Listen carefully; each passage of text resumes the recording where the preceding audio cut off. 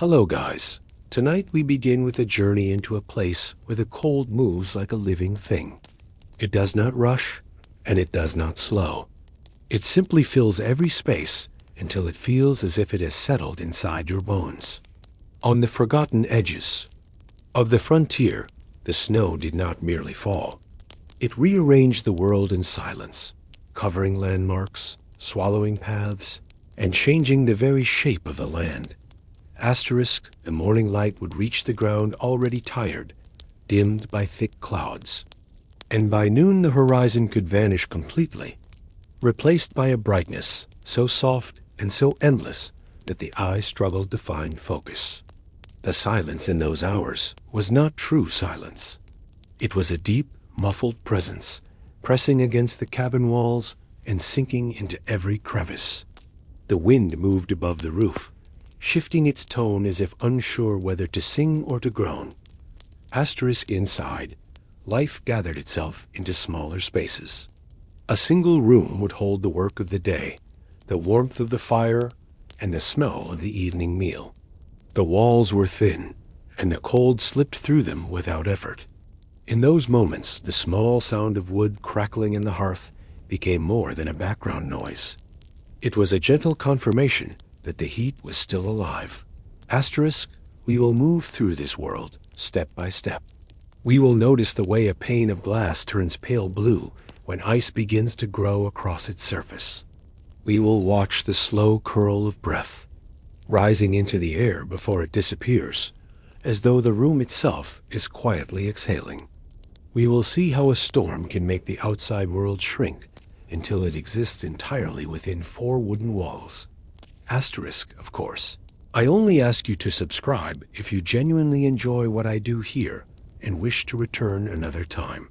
It is always fascinating to know who is joining from distant places, so tell me where you are watching from and what time it is there.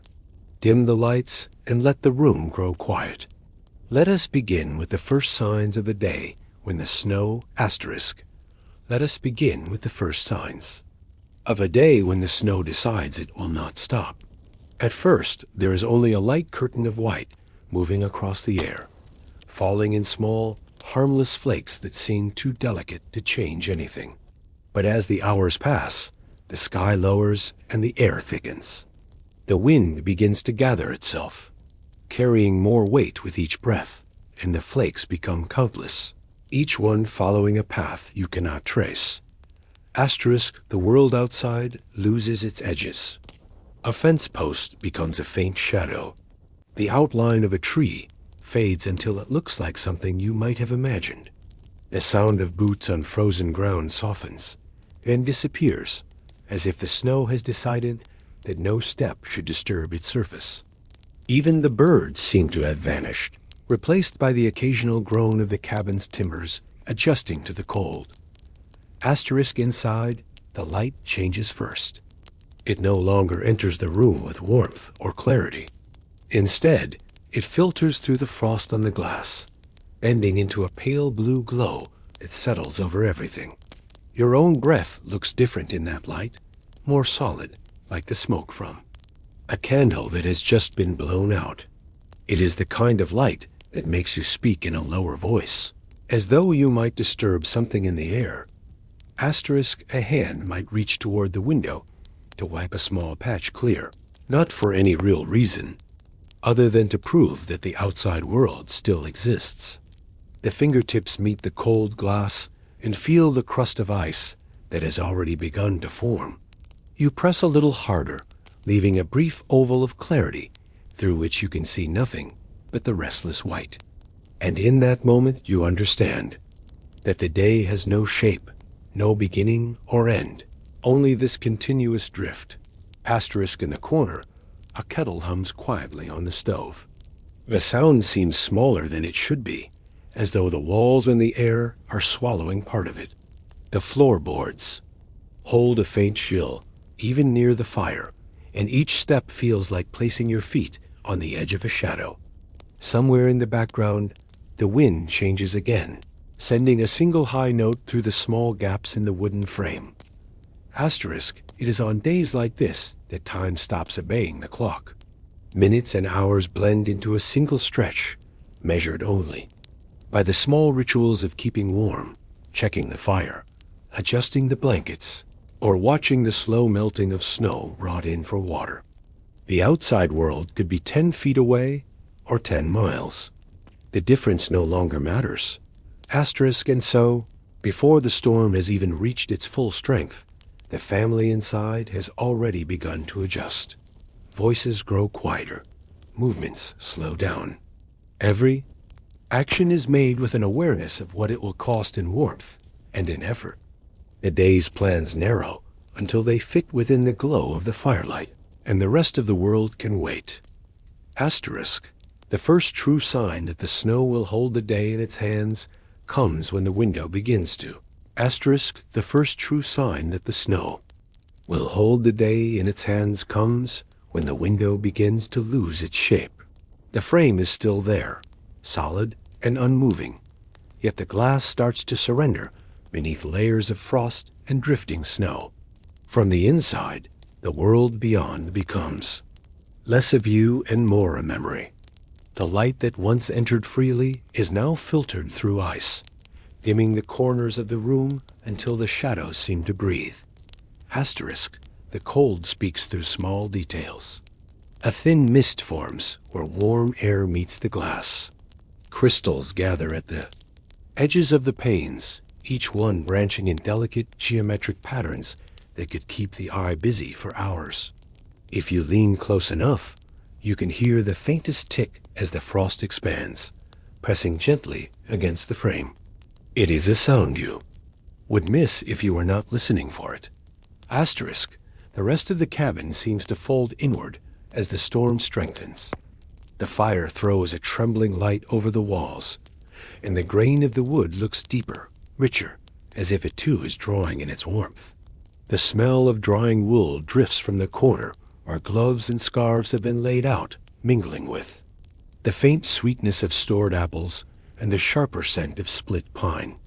Somewhere in the back room, a chair creaks without being touched, shifting in response to the cold that pushes at the walls.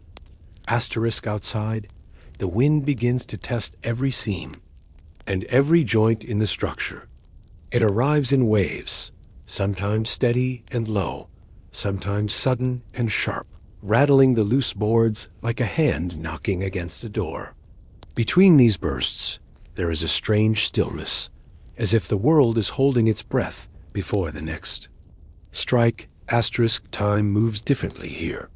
The mind counts not in hours, but in the number of times the fire is fed, the number of times a hand reaches for the kettle, the number of times the wind circles the house. There is no rush, because there is nowhere to go.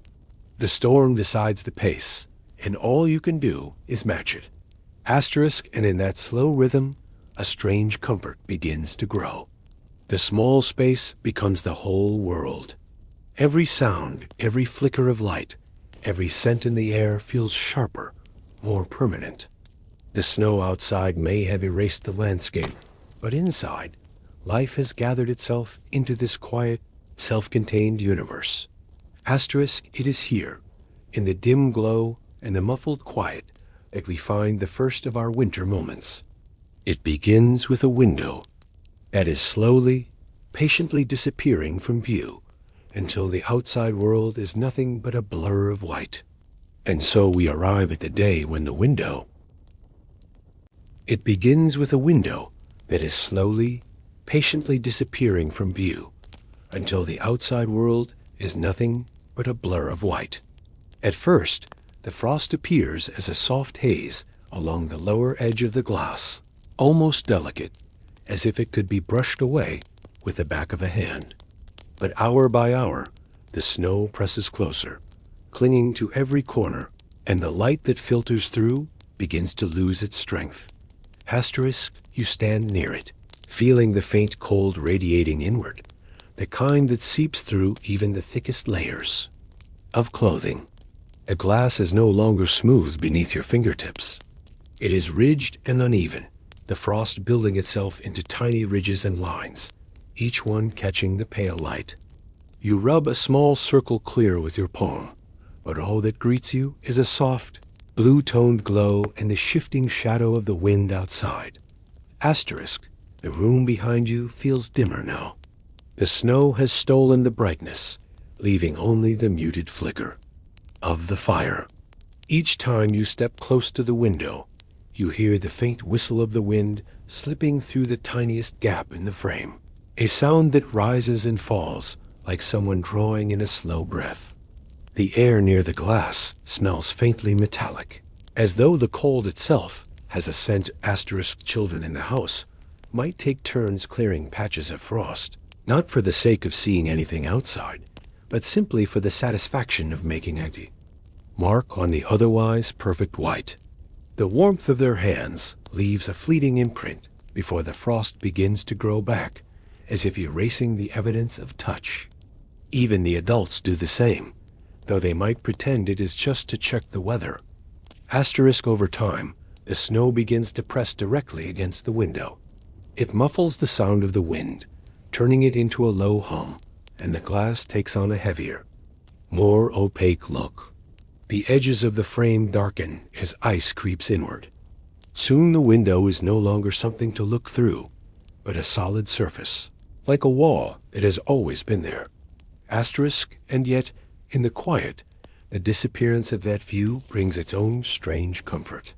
The world beyond the glass may be hidden, but that means the storm is out there, and you are in here, with the fire, with the scent of pine smoke, with the slow rhythm of a winter day. The snow outside can keep the horizon. You have the warmth inside, and for now, that is enough. But that was only the beginning. As the hours passed, the frost on the window began to grow thicker, like a living thing determined to claim every inch of glass. The delicate crystals spread in branching patterns, each one unique, but together they formed a single, unbroken layer that blurred the outside world into something distant and unreachable.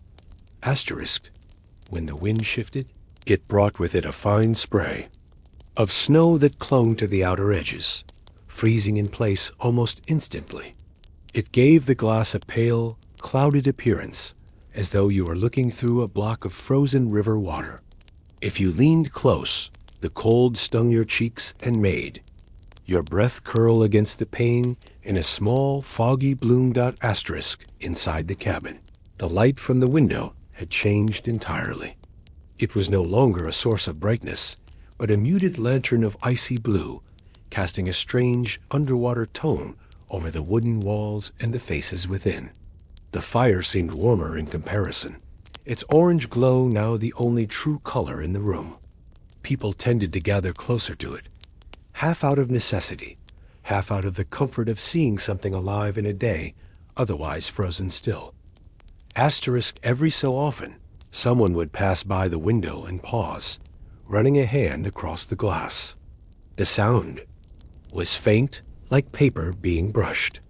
Sometimes they scraped a small patch clear, only to find that the view beyond was an unbroken curtain of white, with no shape, no shadow, nothing to tell where the sky ended and the ground began.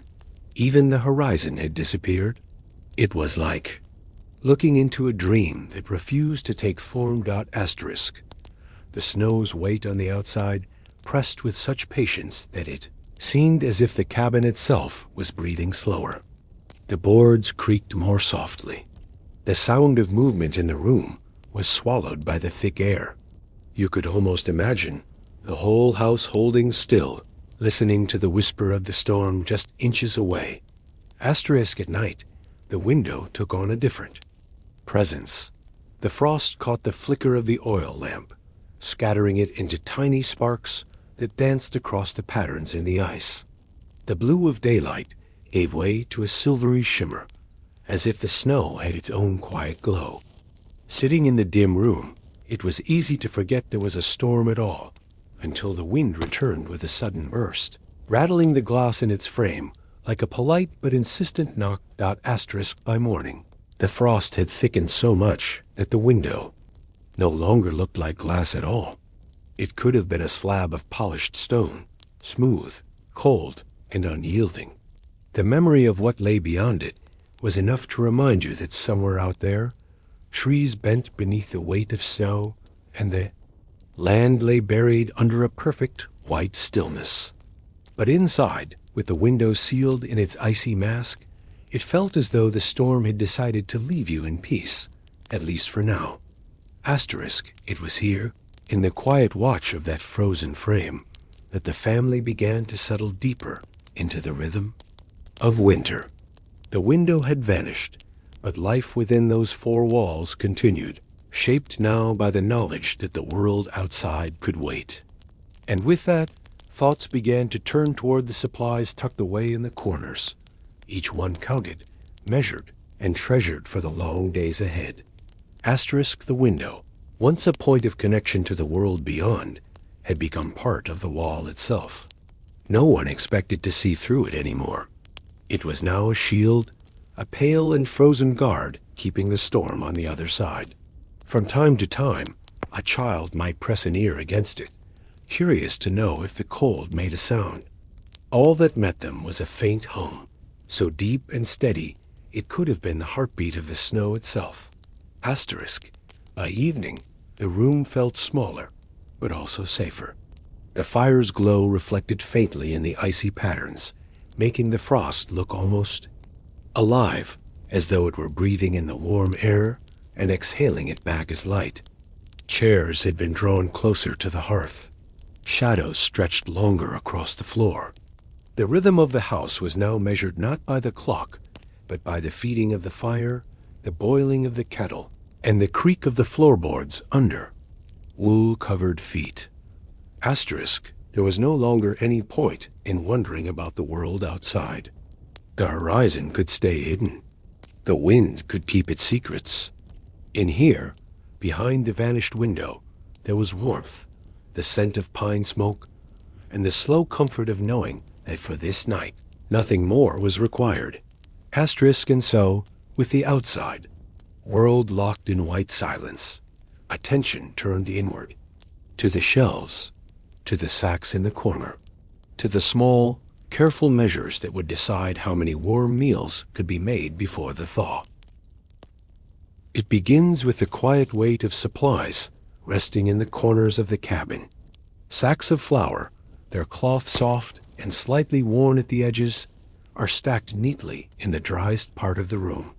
Each one is tied with a piece of twine, the knot small but secure, as though someone's fingers had shaped it with a certain pride. When you walk past, you can hear the faint shifting inside, like sand moving in a narrow stream. Asterisk, the smaller. Treasures are kept in jars and tins. Sugar, pale and fine, glints faintly when the lid is lifted. Salt, sharp and dry, sits in its own careful container, safe from the damp that creeps in during long storms. The lids are opened slowly, deliberately, as if too sudden a movement might send something precious drifting into the air and gone forever. Even the sound of glass touching wood feels louder than it should in the stillness of winter. Asterisk in one corner. Wooden crates hold apples wrapped in layers of paper. Their skin has dulled since the harvest, but the scent remains, a faint sweetness, warm and almost floral, that escapes the moment the lid is lifted. It is the kind of smell that draws everyone a little closer, even if the fruit is not meant for. Today, there is comfort in simply knowing it is there. Asterisk, each item is counted without the need for a ledger. The mind remembers. The eyes remember. The hand, reaching into a sack and lifting a small measure, knows exactly how much remains without seeing the bottom. It is a quiet arithmetic, learned over years of winters, where every choice carries the weight of all the days still to come. How much flour for the bread today?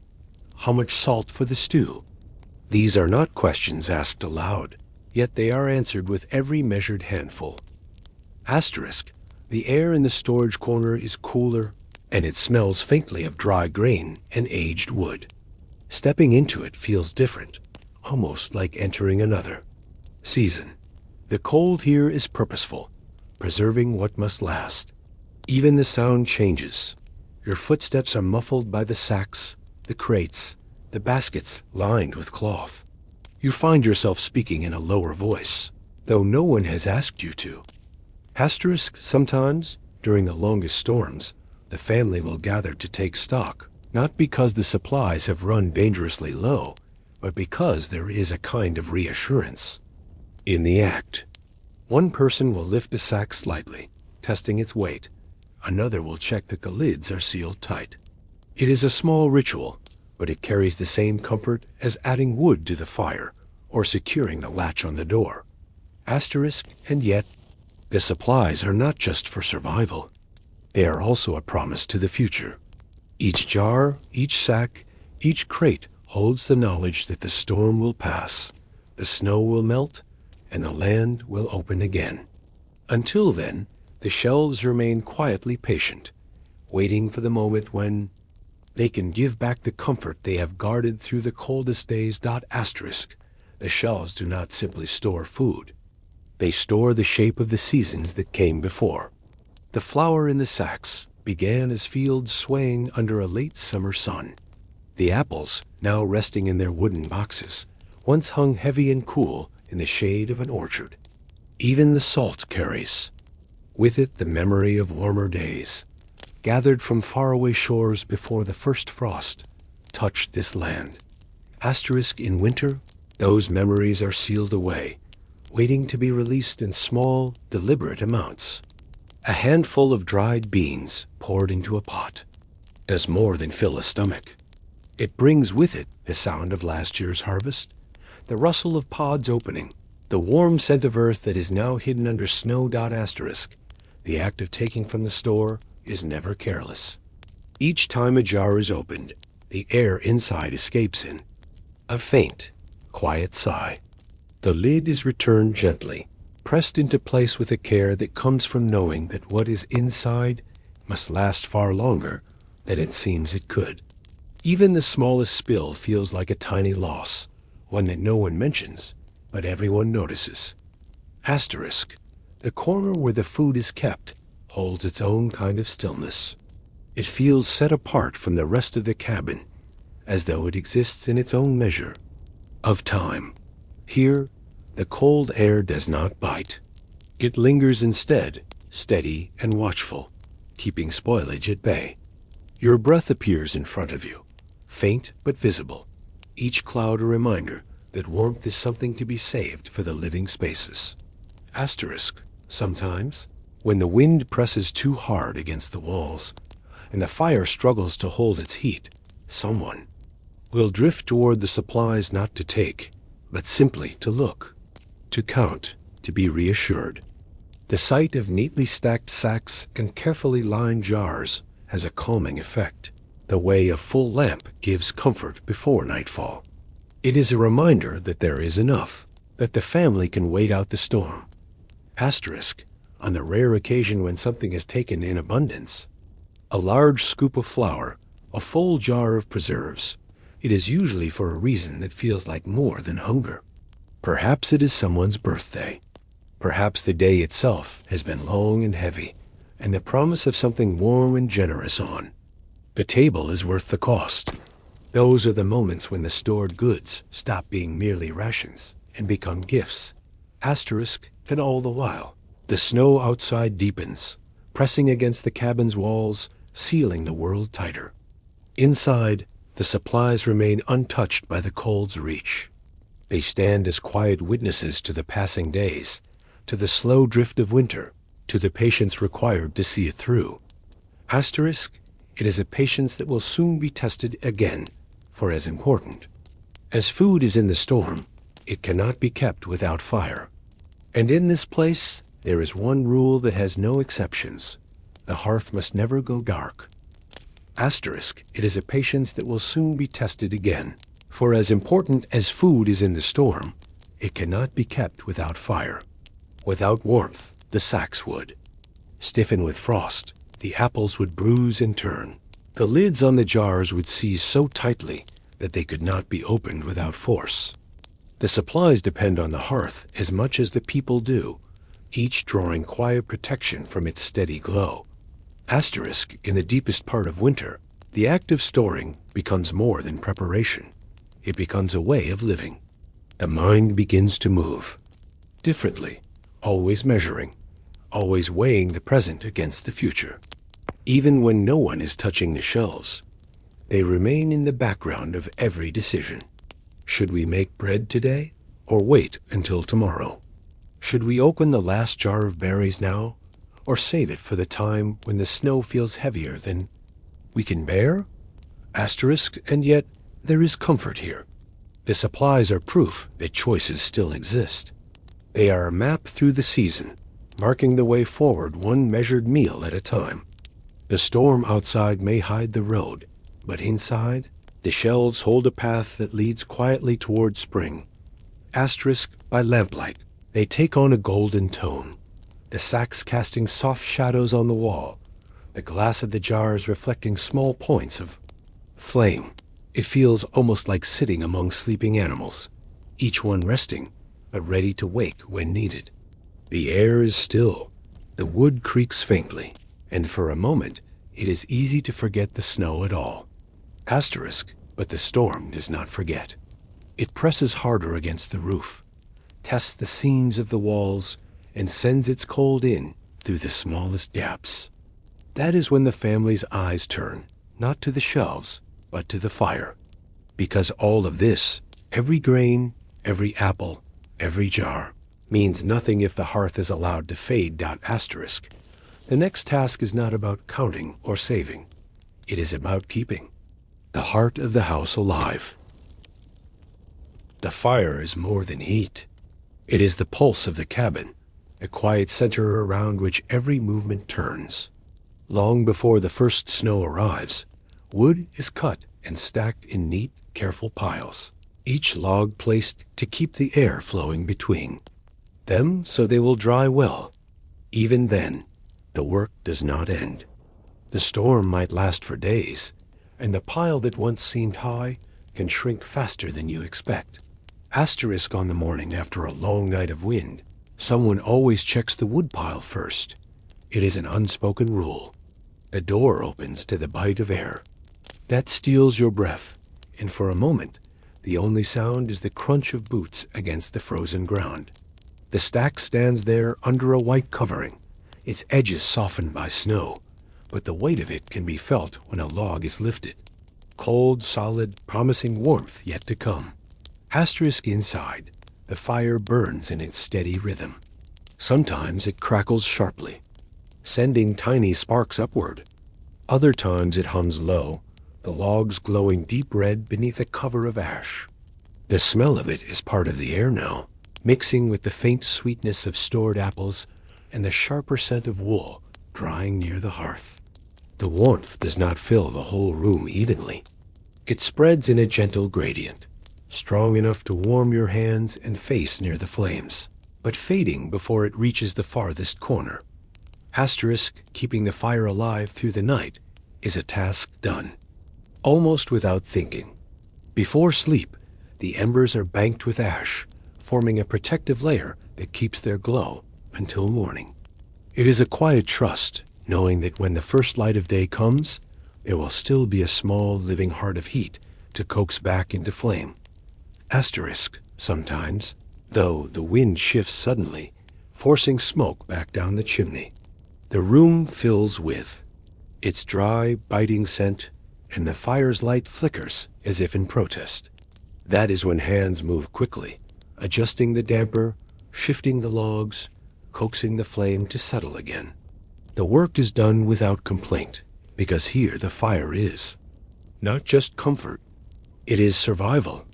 Asterisk, on the coldest nights, when the wind sings through the seams of the cabin, the family draws close to the hearth.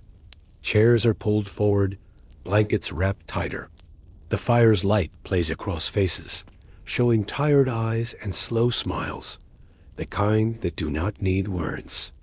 Outside, the snow moves unseen in the dark, but inside, the fire holds its quiet line against the cold. Asterisk, the woodpile will shrink again tomorrow. More will be needed, even if it means facing the sting of the wind for a few minutes. Because in this place, letting the fire fade is not an option. Without it, The walls would grow colder, the supplies would suffer, and the night would feel far longer than it already is. Asterisk. And so, the watch over the hearth continues, as steady and sure as the drift of snow outside. Asterisk. And so, the watch over the hearth continues, as steady and sure as the drift of snow outside.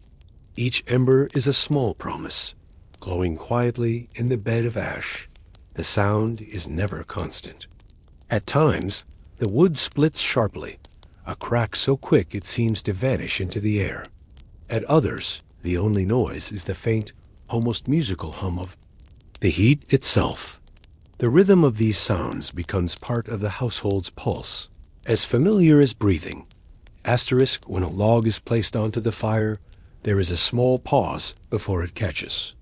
You can hear the first sigh of sap heating, smell the resin rising into the air, and feel a subtle shift as the warmth pushes outward a little more. The light changes too. It glows in richer tones of orange and gold, flickering against the beams above and painting the walls in slow, moving shadows. Asterisk. The fire does not simply heat the room. It shapes the way everyone moves within it. People drift toward its glow without thinking, sitting in that invisible circle where the warmth is strongest. Clothes are dried there, boots left near enough to thaw but not scorch, hands held out with palms open, fingers slowly uncurling as the heat seeps in. Asterisk. At night, when the lamps are dimmed, the fire becomes the main source of light. It casts a low, restless glow that makes the room feel smaller and safer. Conversations take place in quiet voices, partly because of the hour, partly because the flicker of the flames encourages a slower pace. Even the act of turning a log with the poker is done gently, the movement deliberate, as though the fire might be startled by haste. Asterisk. Some nights, one person will wake before the others, stirred by the sense that the warmth is dipped. Without fully opening their eyes, they will cross the room, lifting a log from the small pile inside and settling it onto the embers. The fire responds in its own time, stretching upward in lazy curls before catching more eagerly, and the room begins to breathe warmth again. That small act, done in the dark, often goes unnoticed. Yet it is one of the reasons the house wakes to comfort rather than cold. Asterisk. Outside, the storm may rage, but inside, the fire remains unshaken. Its heart glows steadily, resisting the frost that creeps along the floorboards and the breath of wind that seeks entry through the walls. It is the single unbroken thread of summer in the middle of winter, carrying the memory of sunlit days. In every spark, asterisk. By morning, the ashes have settled into a soft, pale bed, hiding the embers within. A practiced hand stirs them, revealing the deep red beneath, and with a few careful breaths, the fire blooms again. The day can begin, because the hearth is still alive. Asterisk. And yet, the fire's survival depends on another element that the snow has stolen from view. For no flame can burn without water for the people who tend it, and in this world, water is not drawn from a stream or a well, but from the frozen air itself. Asterisk. By the time the light of morning slips through the frost-covered windows, the fire has already been fed. Its glow is steady now, the wood snapping softly, the air rich with the scent of pine and a faint trace of smoke clinging to the walls. The room feels awake, though the world outside remains sealed in its deep, white stillness. Asterisk. The hearth has done more than keep the air warm. It has kept the pace of the house, marked the hours, and given each person a place to return to after stepping briefly into the cold. Without it, the walls would feel thinner, the shadows deeper, the silence heavier. With it, winter becomes less of an enemy and more of a long, quiet companion. Asterisk. The pile of wood inside is a little smaller than it was yesterday, but no one remarks on it. They know there will be time later to carry more in, stacking it by the door where the snow can only watch. For now, the fire holds the center, its light reflecting in every jar, every pan, every polished knot in the wooden floor. And as the day begins, attention turns to the next need. Heat may guard against the cold, but thirst waits for no season. The water for the day must come from the snow itself, drawn inside in heavy buckets, left to soften and surrender in the warmth of the cabin. The buckets are brought in from the cold, with both hands gripping the wire handles. The metal bites into the skin through even the thickest gloves, and the snow inside shivers with each step, settling lower as if it already knows what is coming. The weight is deceptive. A bucket packed high with snow is lighter than it looks, though you can almost feel the emptiness hidden inside, the air trapped between the flakes. Once inside, the buckets are set near the stove, close enough to catch the heat without stealing space from the fire's work. The snow sits quietly at first, as if unwilling to change.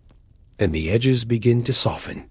A faint glisten appears along the sides, drops forming and sliding down to pool at the bottom. The sound is so small, you have to stop moving to hear it. A slow, irregular dripping, like water finding its way through the walls of a cave. The smell changes too. Melted snow carries with it the sharp, clean scent of winter air, a freshness that drifts into the room before fading into the warmer smells of wood smoke and wool. Dipping a hand into the half-melted snow sends a shock of cold up the arm, the kind that feels sharper for being so sudden after the comfort of the fire. It takes patience.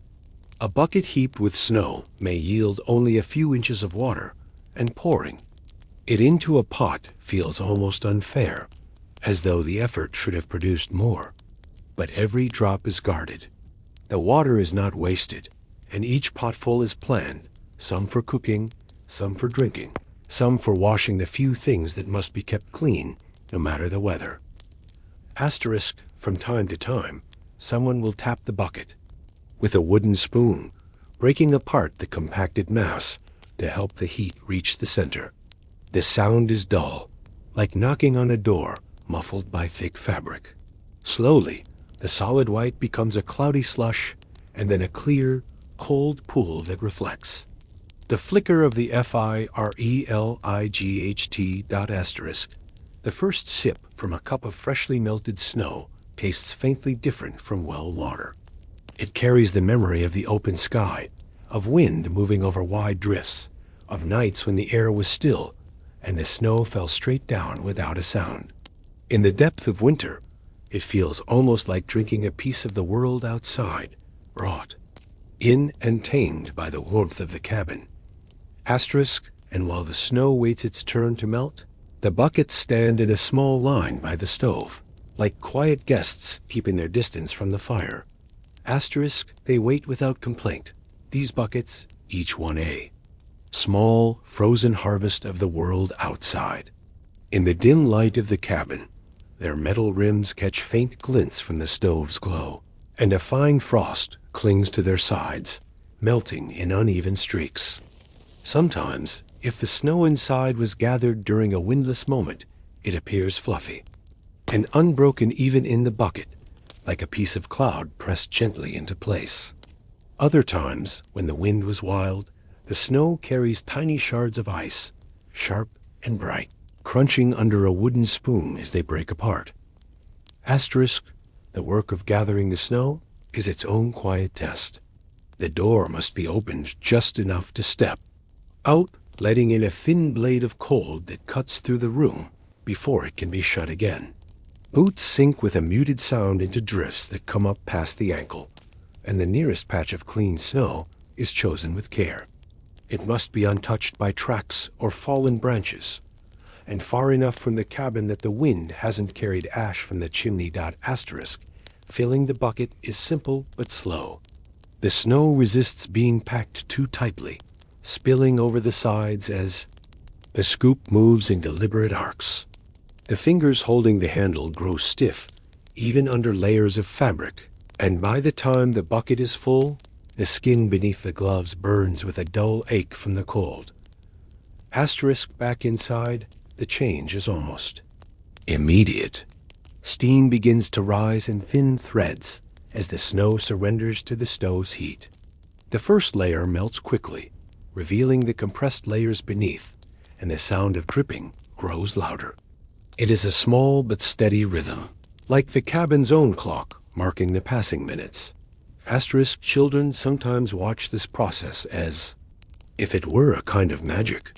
Their eyes follow the shrinking mound, the clear water slowly taking its place. The way the bucket seems heavier now, though it is only half full. An adult might dip a ladle to test the temperature, letting a few drops fall back in, listening to the gentle splash in the growing pool. Asterisk, when the water is finally poured into a pot, its surface trembles with the faintest ripples, catching the light and sending it dancing against the underside of the stove's lid.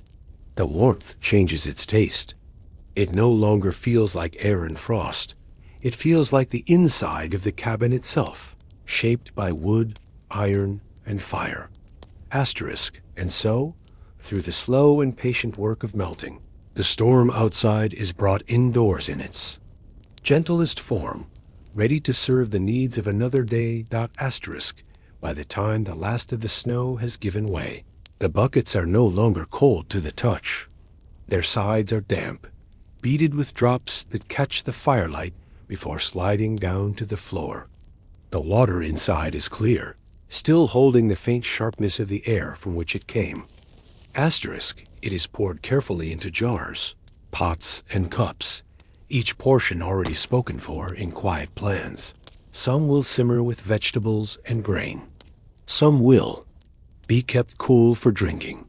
A smaller measure will be saved for washing hands, faces, and the few utensils that cannot be left unclean. In this way, nothing is wasted, and every drop has a purpose. Asterisk, the empty buckets are set back near the door, ready to be carried out again when needed. Their metal rims are warm now, but soon the cold will claim them once more. For a moment, they rest in the calm of the room, as though they too have been fed by the fire. Asterisk, and while water is drawn from snow and warmth from flame, another kind of shield against winter waits in plain sight. It is not stored in sacks or piled by the stove, but worn directly on the body, layer upon layer, until the cold must fight for every inch of skin it can reach. Before the door is opened, before a single step is taken into the world of snow and wind, the armor of winter must be put on. It begins with the innermost layer, soft cotton worn close to the skin, its weave loose enough to hold pockets of warmth, yet firm enough to keep the chill from settling in. Over that comes the heavier wool, coarse but dependable, smelling faintly of the sheep from which it came. Asterisk, thick socks are pulled high, one pair over another, until the fabric presses into the skin in faint ridges. The boots wait near the hearth, their leather darkened with years of use, their laces stiff from the cold air that lingers inside even after a night indoors. Slipping into them feels like placing your feet into two small caves, dry, solid, but with a weight that makes every step deliberate. Asterisk scarves are wound slowly, not simply wrapped, but layered, each turned higher than the last, until only a narrow space is left for breathing. The wool rubs gently against the cheek, leaving a warmth that is more from pressure than from heat. Gloves come next, fingers sliding into their own narrow chambers, the seams pressed tight against the skin. Some keep a smaller, thinner pair inside the heavier ones, so that even if the outer layer must be removed for a moment, the cold will not touch bare flesh. Asterisk, a coat, thick with padding, settles over the shoulders with a weight that is almost reassuring. It limits movement, but also seals in the heat gathered from the fire. The body moves differently under such layers, slower, more deliberate, as if each motion must be considered in advance.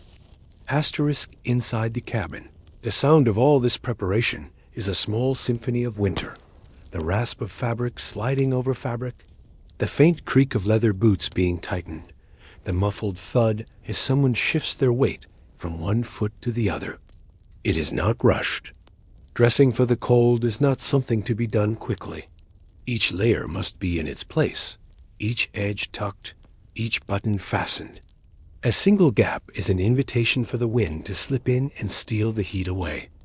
Asterisk once ready, the weight of it all settles on the body like a steady hand. It is not uncomfortable, but it is always present, a reminder that you are carrying your warmth with you, that without these layers, the snow would take it in minutes. Asterisk, the weight becomes part of you. At first, you notice it with every step, the way your arms feel thicker, the way your knees bend a little less easily. But after a while, the layers stop feeling separate from the body and start to feel like an outer shell. Moving in them is like moving through water. You can do it, but the resistance is always there, shaping every motion. Asterisk outside, the layers earn their keep. The cold meets the wool and leather first, testing the seams, sliding along the scarf, pressing against the boots. It searches for a way in, but each layer slows it down, trapping the body's heat in narrow spaces of air. You can feel the difference immediately if a glove is removed or a scarf is loosened. The cold rushes in like a spill of water, quick and unapologetic, and the body tightens against it instinctively. Asterisk inside the cabin. However, those same layers can feel like too much. Near the fire, the air turns heavy and warm, and the heat begins to gather in the small spaces between fabric and skin. You loosen a scarf just enough to breathe more freely, or slide one glove into your coat pocket for a moment. The relief is small but noticeable, a reminder of how the same protection that saves you outdoors can weigh you down indoors. Asterisk, there is a sound to being dressed this way, a soft, constant rustle as cloth brushes against cloth, the faint squeak of leather bending. With each step, the dull thump of boots on the wooden floor. Even the act of sitting is different. You lower yourself slowly, feeling the padding bunch around your middle, the seams pulling slightly at your shoulders. Asterisk at night, some layers are removed, but not all. The cabin's warmth is precious, yet the cold has a way of creeping in when the fire is low. A thin wool shirt may stay on under sleep clothes, and socks are often kept, a feet curling inside them as if still searching for the boots. In this way, the body carries a little of its armor into rest, ready to face the cold again at first light. Asterisk, these clothes are not just garments. They are a second home built around the body, carried wherever you go. Without them, winter would touch skin directly, and in this place, that is a touch you cannot endure for long. Asterisk and soon.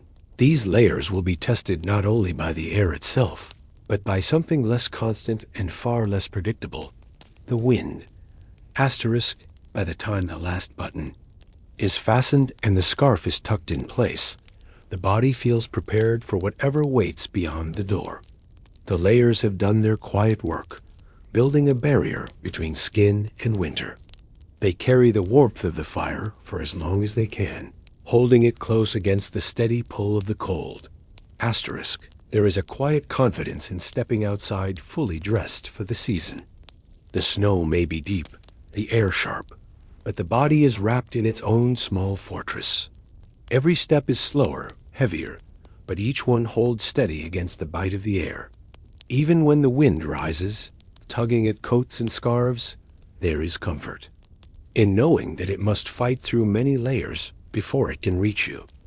Asterisk inside, the clothing waits on pegs and hooks, steaming faintly as the frost clinging to it melts away. Gloves are laid near the hearth, boots placed just far enough from the fire to dry without cracking. The routine is the same each day. Prepare, face the cold, return, and shed the weight, until it becomes as much a part of winter as the snow itself. Asterisk and, yet even with all these defenses, there are moments when the cold finds another way in. Not through the seams of a coat or the gap in a glove, but through the very walls of the home itself, carried on the restless voice of the wind. It begins as a low murmur, a faint presence in the background, as though the air outside is speaking in a language too old to understand. At first, you might mistake it for the crackle of the fire or the slow settling of the wooden beams. But then it rises, stretching into a long breath that pushes against the walls, testing them as if to see how much they will give. Asterisk. The cabin answers in its own way. Loose boards shift with small, hollow knocks. The roof timbers groan softly. There, sound carrying through the walls like an echo from far away. In the corners, where the wind finds the smallest gaps, it slides through with a sharp whistle, the pitch changing as it weaves around the frame. Asterisk. There are moments when it falls completely silent, and the stillness feels heavier than the sound itself. You find yourself holding your breath, waiting for it to return. And when it does, it comes without warning, a sudden rush that rattles the shutters and makes the window panes tremble in their frames. Asterisk. The sound changes with the temperature. On milder days, the wind moves in broad, sweeping strokes, brushing past the walls with a steady rhythm. In the deep cold, it strikes harder, its gusts breaking into sharp, uneven bursts, like fists knocking in quick succession. Sometimes it arrives from one direction and then another, circling the cabin as though searching for a place to settle. Asterisk. Inside, the family listens without speaking. The wind is both warning and reassurance, proof that the world outside is still moving, even if no one can see it. In a way, it becomes part of the home's own voice, the background against which every other sound is heard. A clink of a spoon against a bowl, the slow step of boots across the floor, the faint sigh of the fire as it draws in air. Asterisk. When the wind strikes hardest, the walls seem to flex, the nails holding with a faint metallic creak. A faint draft slips through the seams, touching the back of a hand or the side of a neck, a reminder that no wall can stand as a perfect barrier forever. A log is shifted on the fire, a scarf pulled a little tighter, and life inside continues as the storm speaks just beyond the wooden skin of the house. Asterisk. At times, the wind carries other sounds with it, faint and distorted, as if the landscape itself were speaking. The dry branches of nearby trees tap against each other in irregular patterns, a brittle clatter that rises and fades with each gust. Snow loosened from the roof slides down in heavy sheets, landing with a muffled thud that blends back into the wind's voice. Somewhere far off, there might be the sharp crack of ice splitting under its own weight, a sound that travels through the frozen air as clean and clear as glass breaking. Asterisk. From inside, these noises become part of a single shifting song. You can almost tell the strength of the wind by how quickly the shutters rattle or how often the beams groan.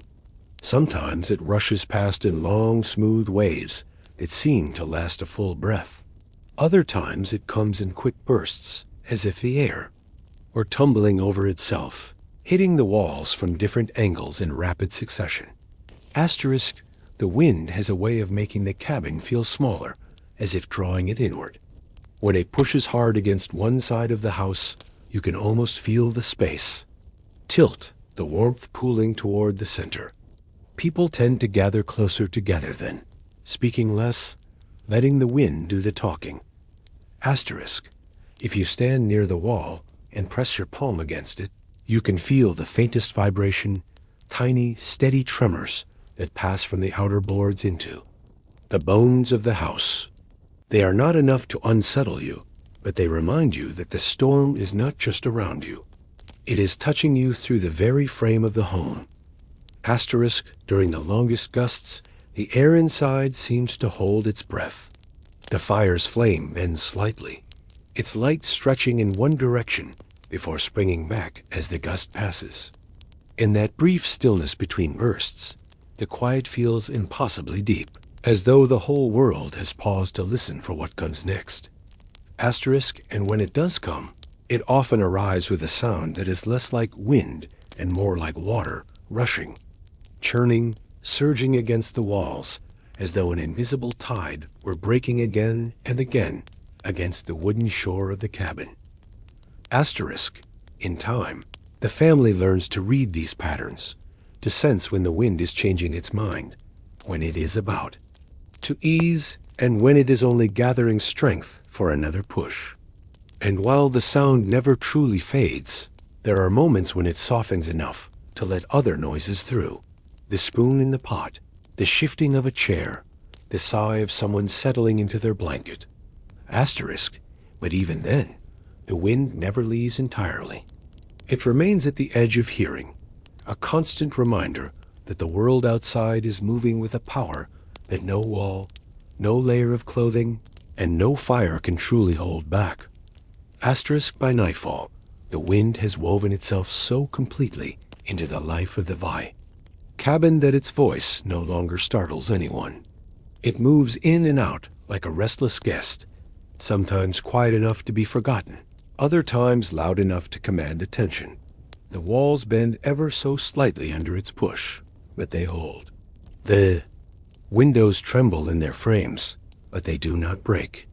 The home endures, just as it has in winters past. Asterisk. In the glow of the fire, the sound becomes less a threat and more a rhythm, a steady background that makes the warmth inside feel even more deliberate, more earned. Each gust outside is met with a small act of defiance, a log added to the fire, a blanket drawn tighter, a kettle shifted to a hotter spot on the stove. The cold may circle the walls, but it will not cross the threshold. Asterisk. Eventually, the wind's strength wanes. Its voice falls back into a low, steady hum, and the cabin begins to relax into the quiet it knows best. In that calm, the focus turns inward once more, toward the table and the stove, where the scent of slow-cooked broth and fresh bread promises a different kind of comfort, one that fills not just the room, but the body itself. The scent reaches you before you see the food. It drifts from the stove in slow, steady waves, wrapping itself around the air already thick with wood smoke and the faint tongue of wool drying near the fire. There is onion in it, soft and sweet. From long cooking, its sharpness melted away into something deeper. There is fat, too, rendered down into a richness that clings to the air and makes you aware of your hunger, even if you are not thinking of it before. Asterisk. On the stove, a pot sits heavy and dark, its lid rattling gently when the liquid inside comes to a slow boil. Steam curls out in thin threads, carrying with it the layered smell of grain, root vegetables, and whatever bits of meat could be spared from the stores. This is not food for show. It is food meant to last, to fill, to warm from. The inside out. Asterisk. Beside the pot, a loaf of bread rests on a wooden board. Its crust is firm and slightly uneven, a sign that it was shaped by hand rather than by any mold. It has been left near the heat just long enough for its surface to soften, ready to soak up the broth. When a slice is torn away, the sound is quiet, but distinct, a soft pull of fibers followed by the faintest hiss as the steam escapes. Asterisk. Bowls are set out, each one slightly different from the others, chipped in places, but still strong. The first ladle of stew lands heavy in the bottom, sending up a fresh burst of steam. A piece of bread follows, dropped into the broth to soften until it gives easily under the weight of a spoon. Hands curl around the bowls before eating begins, letting the heat seep into fingers still carrying the chill of the day. Asterisk. The first bite is slow. The heat moves down through the chest and into the stomach, a warmth different from that of the fire. This kind settles inside you, spreads outward, and lingers. Conversation, if it happens, is unhurried and quiet, each person focused as much on the act of eating as on the taste itself. The food is not rushed, because nothing about winter in this place is rushed. Asterisk. When the bowls are nearly empty, the last bits of bread are used to gather whatever broth remains, making sure none of it is left behind. Even then, the warmth clings, leaving cheeks flushed and a small trace of steam rising from each bowl as it's set aside. Asterisk, the pot on the stove is never truly empty. As soon as one serving is taken, more water or broth is added, another handful of grain, a few more pieces of carrot or potato, sometimes a sliver of salted meat. The flavors deepen over hours, becoming something that could never be made quickly. The stew changes as the day goes on, richer by nightfall than it was at midday, as if it remembers every ingredient added before. Asterisk, around the table, the air is warmer. The steam from the bowls rises slowly, joining the faint haze from the fire, and softening the edges of the room. Shadows dance across the walls, stretching and shrinking as the flames shift. There is a comfort in the sounds, spoons tapping gently against the sides of bowls, bread crusts breaking, the small sighs that escape without thinking after a good mouthful. Asterisk, sometimes a jar from the shelves is opened to add a sharper note to the meal. A spoonful of preserved vegetables, or berries cooked down until they are almost a paste. The lid is lifted carefully, the contents stirred in with quiet satisfaction. Nothing is wasted here. Each addition has its place, each flavor a reminder of work done in warmer days. Asterisk, children often linger over their bowls, dipping bread until it nearly falls apart, then scooping it up before it's lost to the broth. The adults eat more steadily, but there is no rush. Winter meals are measured not in speed, but in the way they hold the body against the cold that waits just beyond the walls. Asterisk, when the bowls are empty, the heat remains. It lingers in the chest and hands, and even the breath feels warmer as it leaves the mouth. The pot is moved a little closer to the fire, ready to keep cooking for whoever might want more later. In this season, food is not just a necessity. It is a constant presence, always within reach, always ready to return warmth to anyone who needs it. Asterisk, and as the last crumbs are brushed from the table, another kind of light begins to draw the eye. Not from the fire, but from the small, steady flame of the lamps that guard the darkness of winter nights. Asterisk, the meal leaves a quiet satisfaction in the room, a kind that slows movements and softens voices. Bowls are stacked neatly near the stove, not washed immediately, but left where the heat will keep them from chilling too quickly. The smell of the stew still hangs in the air, mixing with the sharper note of fresh bread and the constant, grounding scent of wood smoke. Asterisk, outside, the wind may still be moving, pressing against the cabin as it has all day, but here, the world feels contained within the warm circle of the table and the glow of the hearth. There is no urgency to return to work.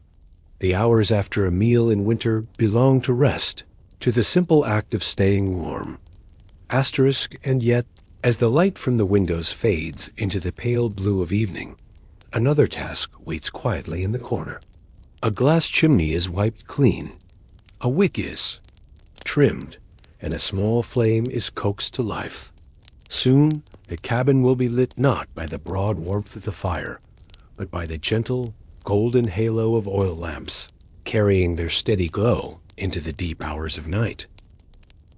The first lamp is lit while there is still a trace of daylight at the windows, a pale blue glow that lingers just long enough to make the golden flame seem richer by contrast. The wick catches slowly, drawing the oil upward until the flame steadies.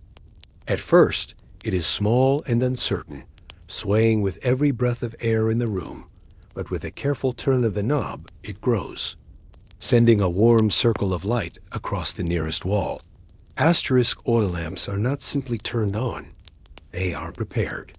The glass chimney must be clean, free of soot that could dim the glow. The wick must be trimmed, its edge neat and even, so the flame will burn smoothly without smoking. These small acts are done with quiet precision, not because they take long, but because the light they give will be the guide through the long hours ahead. Asterisk, once lit, the lamp changes the room. Shadows soften, retreating to the corners, while the colors nearest the flame grow deeper and warmer. The brass fittings shine faintly. The polished handles of kitchen tools catch small points of gold, and even the rough grain of the wooden walls takes on a kind of sheen. Asterisk. There is a stillness to lamplight that feels different from the fire. Fire dances, leaps, and throws its light unevenly, but the lamp holds steady, like a quiet hand resting on the shoulder of the room. People instinctively draw closer to it, bringing their sewing, their reading, or simply their thoughts into its glow. Asterisk oil is used carefully. Each drop is measured against the nights still to come.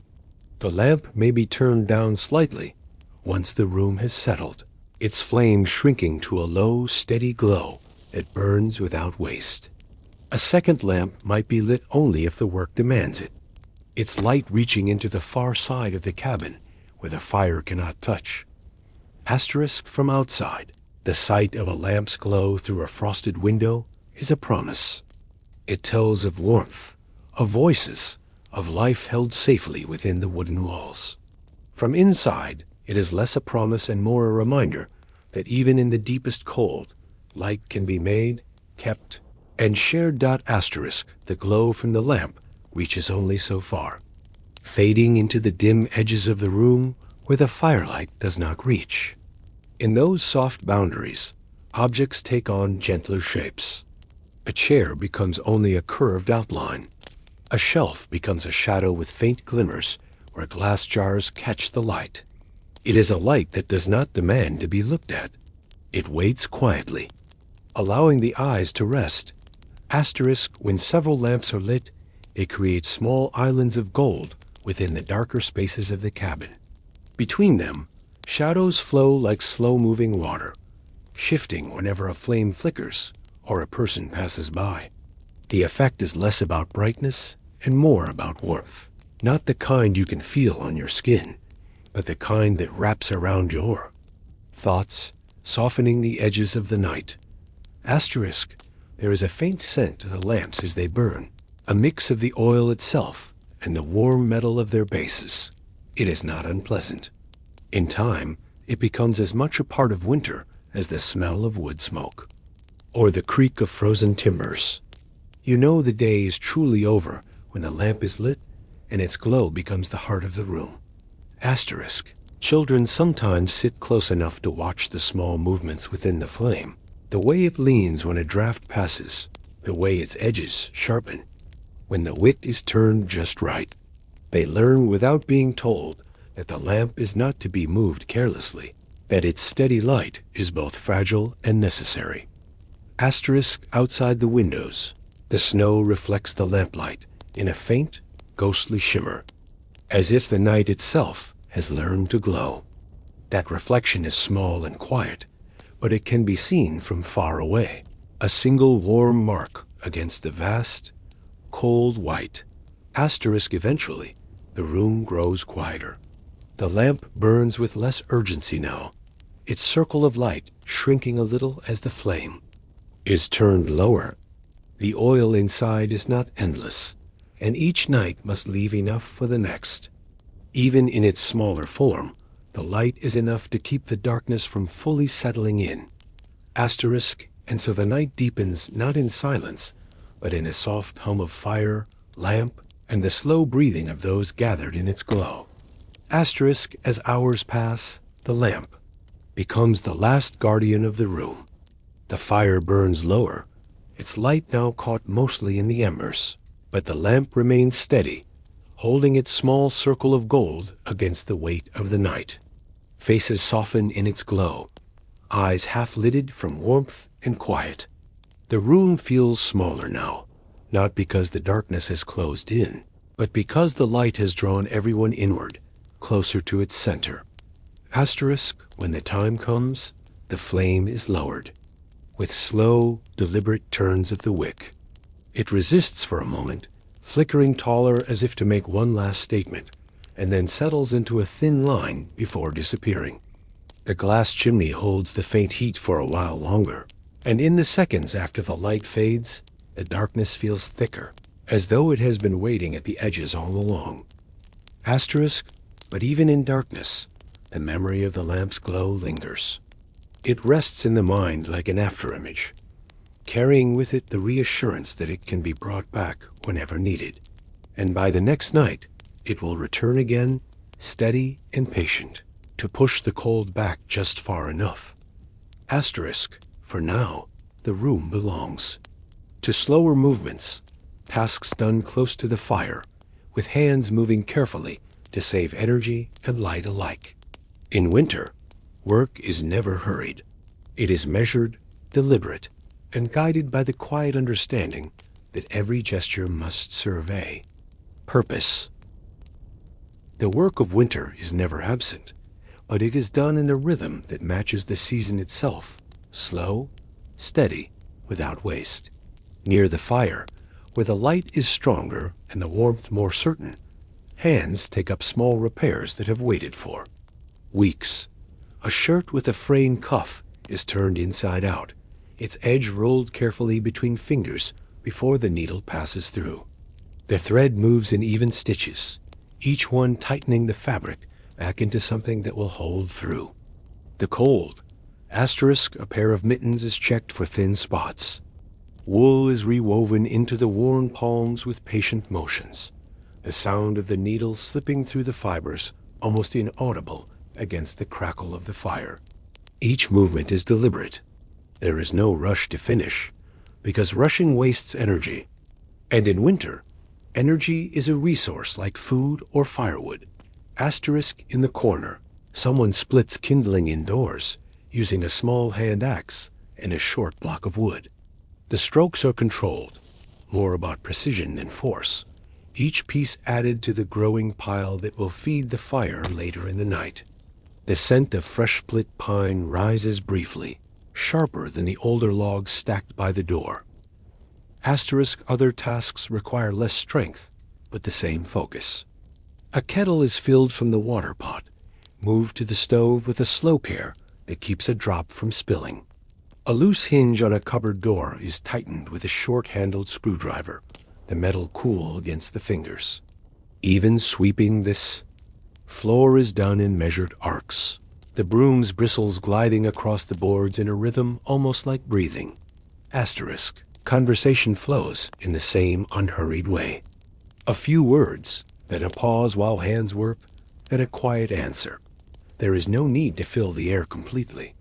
The sounds of winter, the wind against the walls, the fire settling, the faint creak of chairs, are enough to keep the silence from feeling empty. Asterisk, every action is shaped by the same thought. Do only what is needed, and do it well.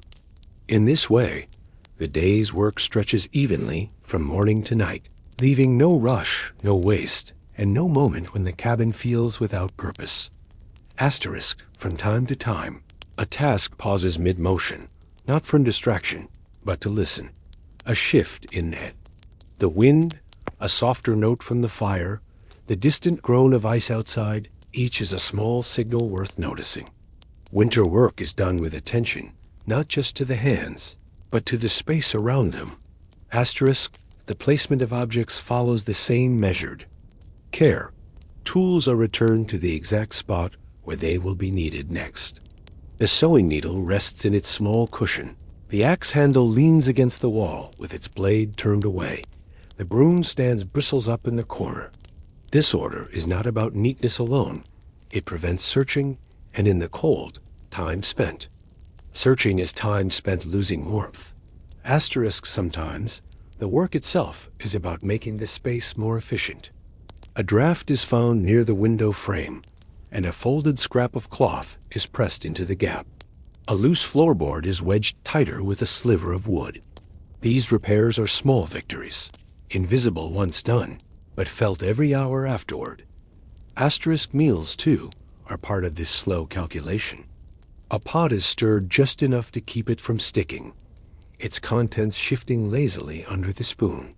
Bread dough rests longer than in summer, the cooler air slowing its rise, but the patience pays off in a denser, more sustaining loaf. Every step is shaped to match the season's pace. Asterisk. Even moments of rest carry the weight of readiness.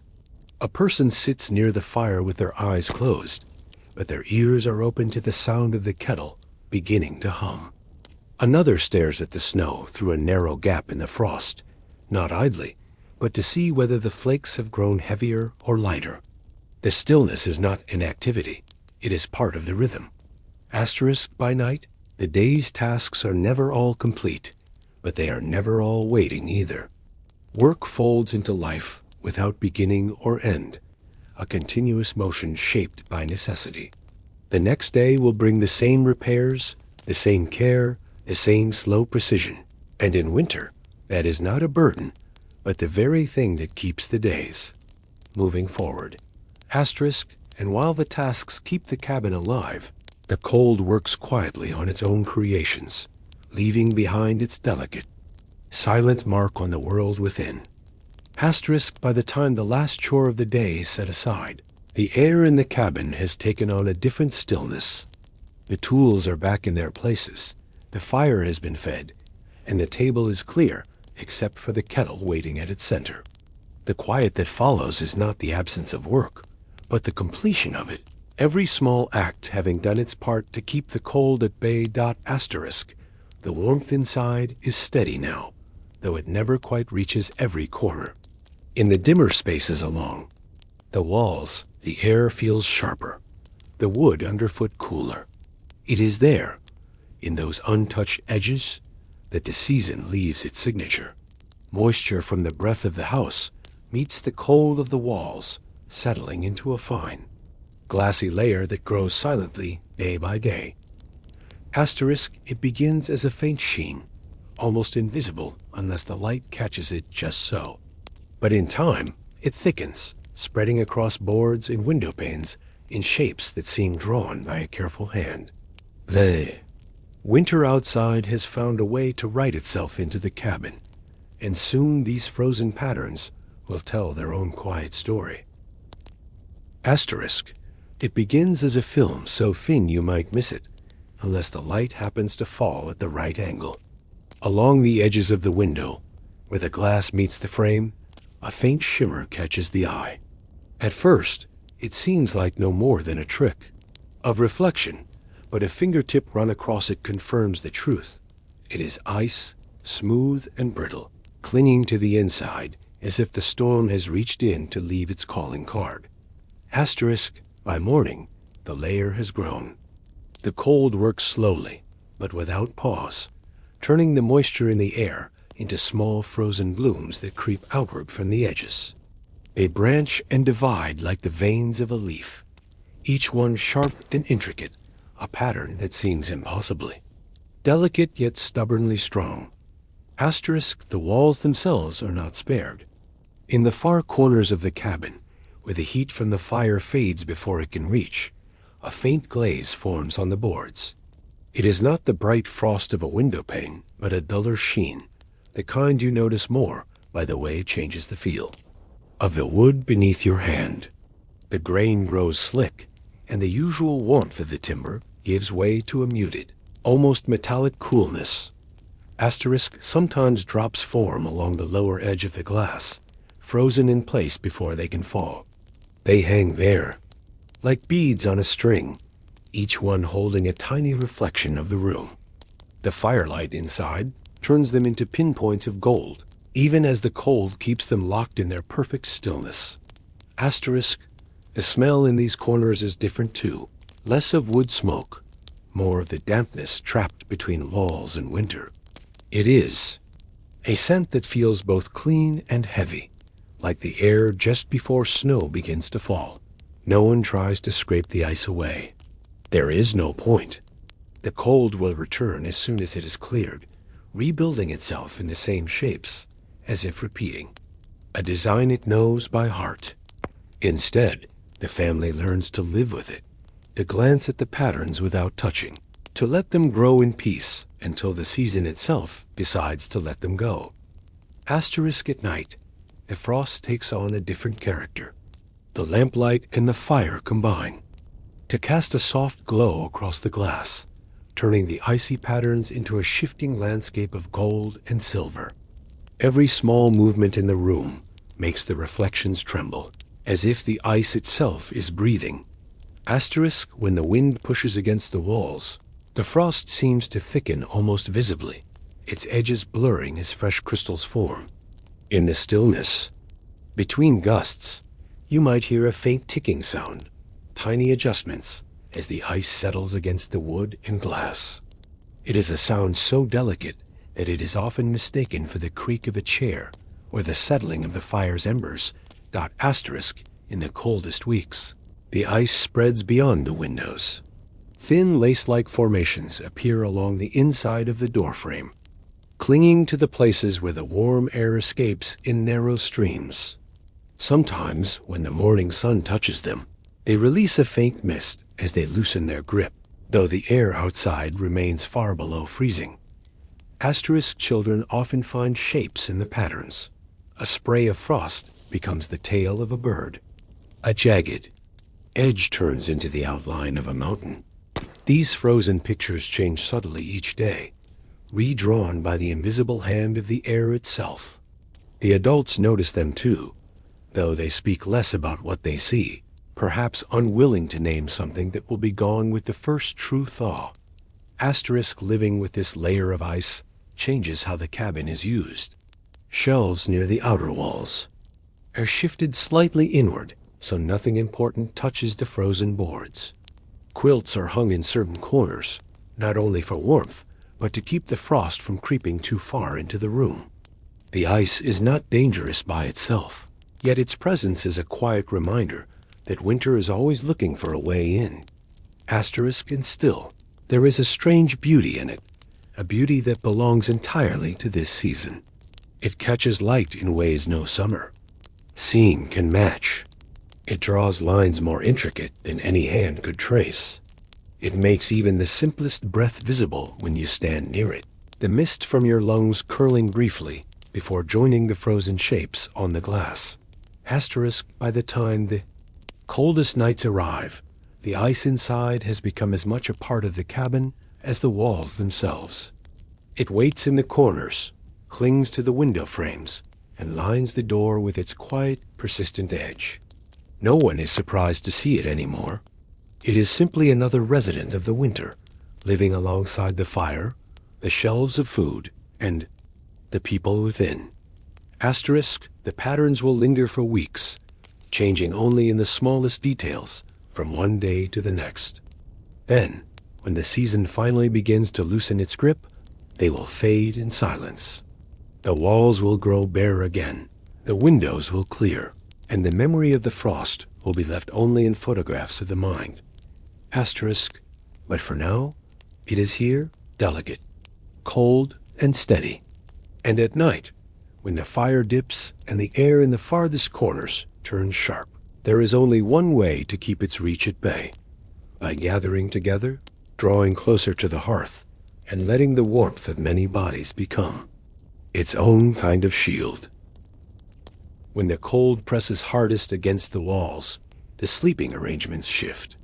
The separate beds are left behind, and mattresses are pulled closer to the hearth until they almost touch one another.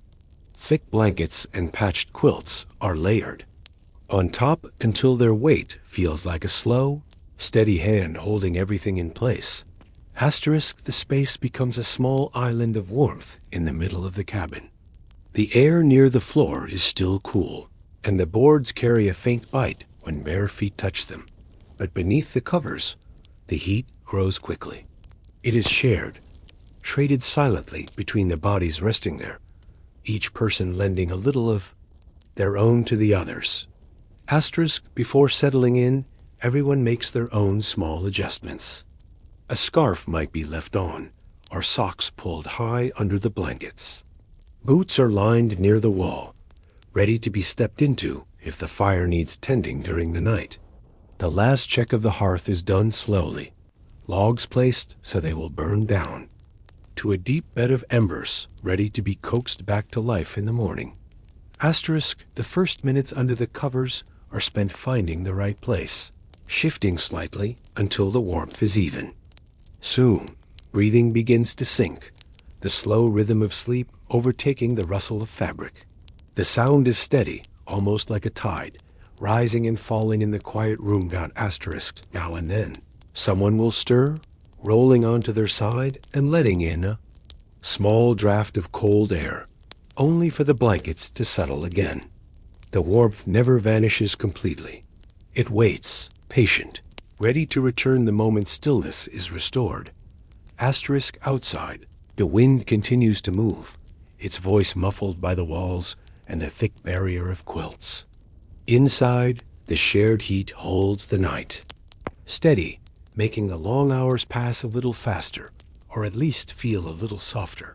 Asterisk. In the dark, the shapes of the room blur into shadow, but the nearness of others is felt in small, steady ways. The slow shift of a blanket when someone changes position, the soft weight of a shared quilt pulling gently across your shoulder, the faint warmth radiating from the person beside you, steady and constant, like the glow of a well-banked fire. Asterisk. Sometimes, in the middle of the night, a muffled cough or the quiet clearing of a throat breaks the silence.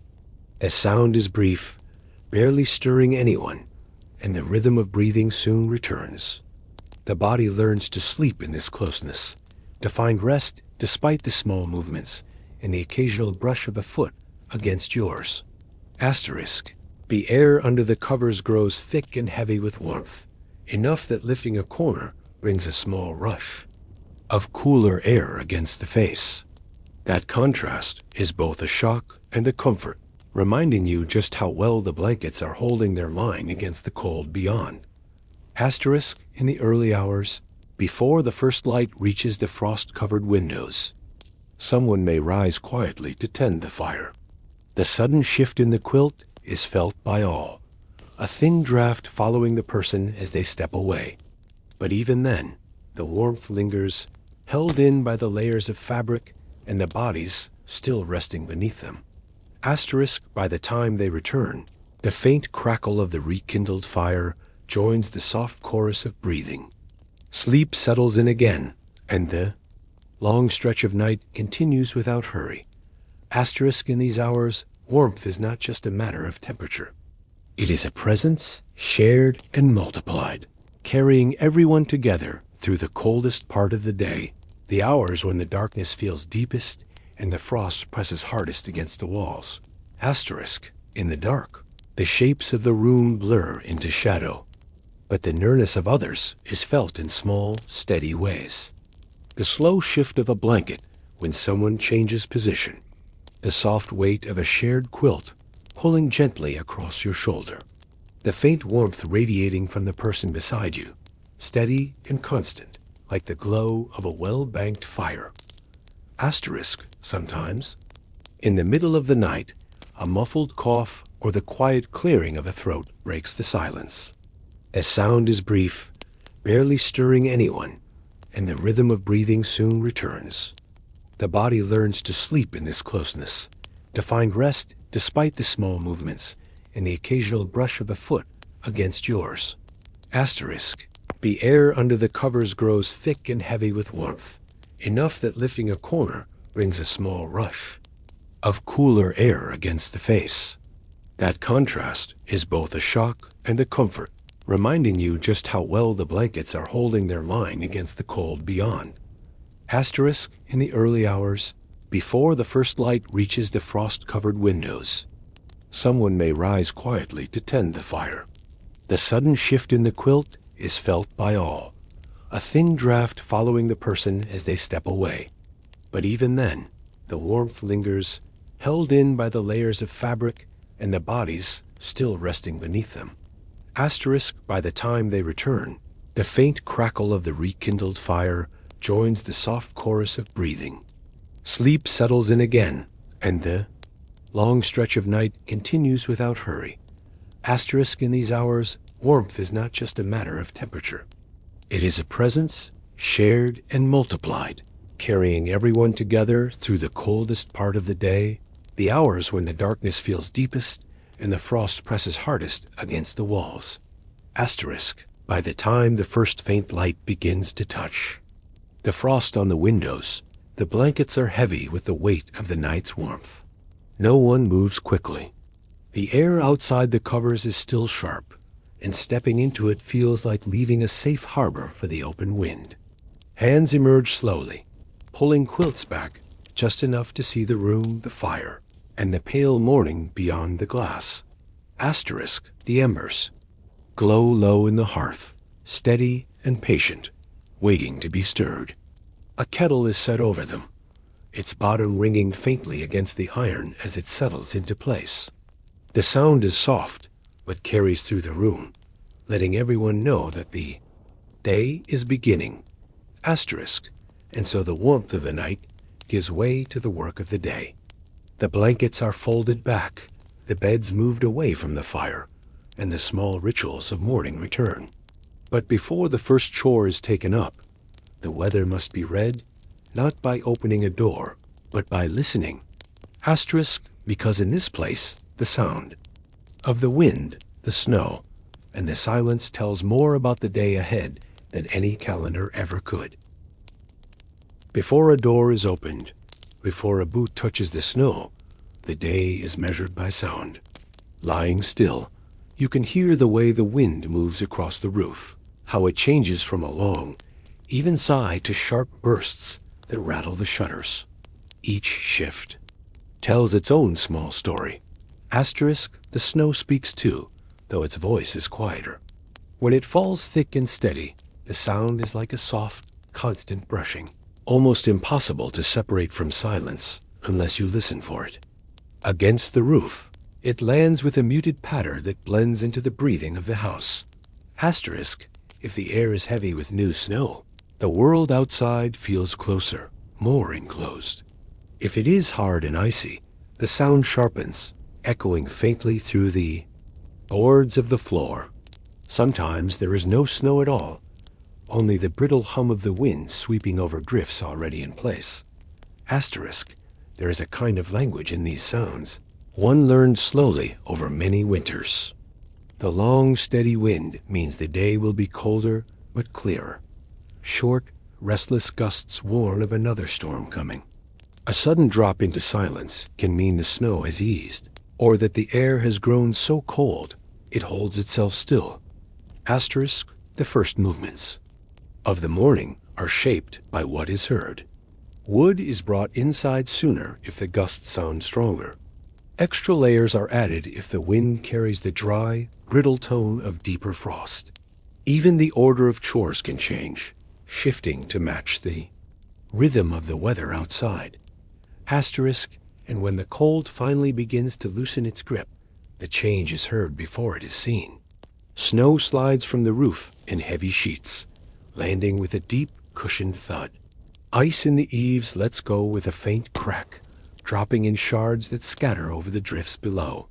The air takes on a different note, less sharp, more open, as though the land itself is stretching after a long sleep. Asterisk, sometimes the sound of the day begins before anyone is fully awake. A sudden burst of wind might rattle the walls and stir someone just enough to pull the blankets higher. Other mornings, the quiet is so deep that waking feels like rising into still water, each movement slow, each breath met by the same calm around it. Asterisk, in that silence, smaller noises come forward. The faint creak of a timber adjusting to the cold, the whisper of frost expanding along the glass, even the subtle shift of the fire's embers as they breathe in the faint draft from the chimney. These sounds tell as much about the weather as the gusts outside. Asterisk, children learn early to listen without asking. They know by the tone of the wind whether the walk to the woodpile will be short or whether the snow will pull at their legs with every step. They know the difference between the dry swish of snow sweeping past and the wet, heavier fall that means shovels will be needed later. Asterisk, sometimes the morning brings a surprise, like the distant sound of branches snapping under the weight of ice, echoing in the still air, or the sudden hush that comes when the snow stops mid-storm, leaving the world suspended in a quiet so pure it feels like stepping out of time. Asterisk, these are not just observations, they are preparations. Each sound is weighed and matched with a choice. More wood for the fire, another layer of clothing, a pot kept closer to the stove for quicker melting. The ears become as important as the eyes in navigating the day. Asterisk, and when the sounds begin to change, when the wind eases, the snow slides free from the roof, and water begins to tick softly into the buckets from the first thaw, it marks not just a shift in the weather, but a signal that it is time to step outside, to open the door and see, for the first time in days, the shape the world has taken under the snow. Asterisk, by the time the first real light touches the frost on the windows. The story of the day has already been told by its sounds. The wind has chosen its tone, the snow its pace, and the cabin has answered with its own quiet preparations. Asterisk now, the listening gives way to the moment of seeing. The latch on the door is checked, the weight of the air inside felt against the palm before it opens. For days, the world has been heard, but not seen, imagined in the shifting of wind and the hush of falling snow. Asterisk soon, the seal of ice will give way, the hinges will groan in protest, and the first sight beyond the threshold will reveal what the storm has left behind. The handle is cold to the touch, the metal holding the memory of the night's frost. The latch lifts with a reluctant click, but the door itself resists. Outside, snow has pressed against it in a solid wall, and a thin layer of ice grips the frame like a locked hand. Asterisk pushing is slow work. The hinges creak sharply, their sound carrying into the still air beyond, and for a moment the gap reveals nothing but a blinding white. Then the light adjusts, and the shape of the world begins to emerge. Asterisk, the air that enters is sharp and clean, cutting through the warmth of the cabin in a single breath. It carries the scent of frozen wood, of snow that has never been touched, and a faint dryness that makes the lungs expand a little deeper. Asterisk outside, the land has been remade. Fences have vanished into smooth drifts. Footpaths are erased, replaced by long, unbroken curves where the wind has laid the snow into waves. Even the horizon is softened, the meeting of sky and ground hidden in the brightness. Asterisk, the first step leaves no sound, only the impression of weight pressed into the surface before sinking deeper. The snow gives way in a slow collapse, folding around the boot as if reluctant to let it go. Another step follows, each one marking the new beginning of the world after the storm. Asterisk, somewhere in the distance, the roof of the cabin sheds its burden. In a heavy, muffled fall, sending up a faint cloud of powder. The air holds every sound clearly, carrying it far before letting it fade. Asterisk, the cold settles quickly on the skin, finding the smallest gap in scarf or glove. Each breath leaves a pale cloud that lingers in the stillness before fading into the bright air. The quiet after a storm is different from any other silence. It feels full, as though the snow has absorbed every echo, leaving nothing but the faint hum of the land itself. Asterisk closer to the cabin, shapes emerge slowly from beneath the snow. The tops of barrels half buried. A corner of the woodpile, its neat lines softened into rounded mounds. The fence posts stand like short, uneven pillars, their lower halves hidden completely. Every familiar object seems transformed, dressed in the same endless white. Asterisk, the sunlight, low and pale, glances off the surface, sending narrow flashes into the eyes. It is not a warm light, but it sharpens every edge of shadow, the narrow blue lines where the snow curves away, the faint ridges left by the wind's passage. Each step forward reveals new details. The delicate crest on the top of a drift, the fine powder that lifts into the air with the brush of the sleeve, the sparkle of ice crystals too small to see until they catch the sun.